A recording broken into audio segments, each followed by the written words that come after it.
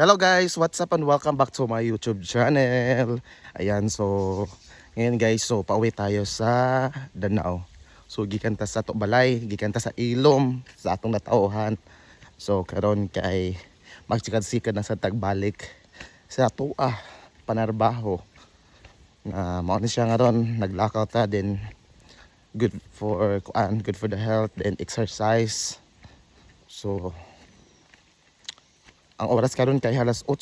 So ang duty nako is alauna. So makaabot pa ta guys. Then lami kayo tutog, nakamata kog mga lasiti kapin. So decide kog sa iyo gikan kay para ato na ako magtambay sa boarding. Ayan, so mo ni kuan ato sa makadalanan diri sa Ilomanon. Ayan, so dugay-dugay kita nakabalik diri sa Ilom guys.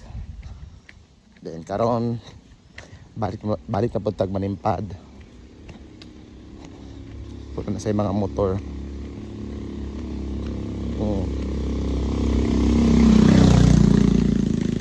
Let's go for the work. Ang nabuhi na sadta. Pobre man ang person. Mau need to back to work. Sa una, di pare sa una guys nga. Naratas balay, tambay.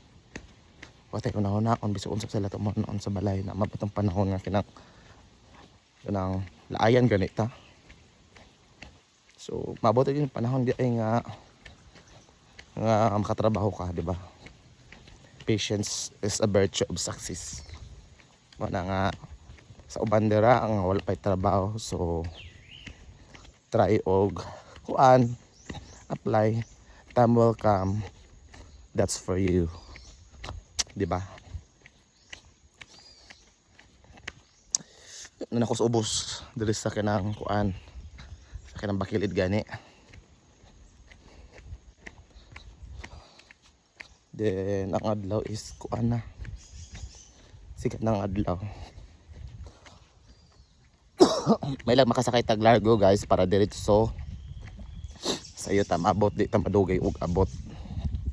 Diretso nga to pagkuan ug abot sa esquina kasakay dayon og bus or series.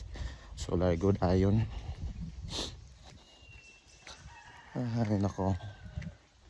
Ito na naman tayo. Back to work. Hello guys, how are you? Musta kayo dyan guys sa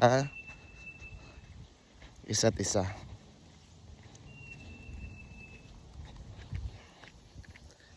Yan no. Tahimik yung likod natin. Then ay mga chicken sa loyo. Lagay mga manok.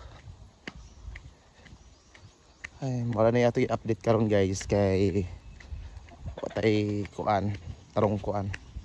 Eh, busy sa work, busy sa lifestyle.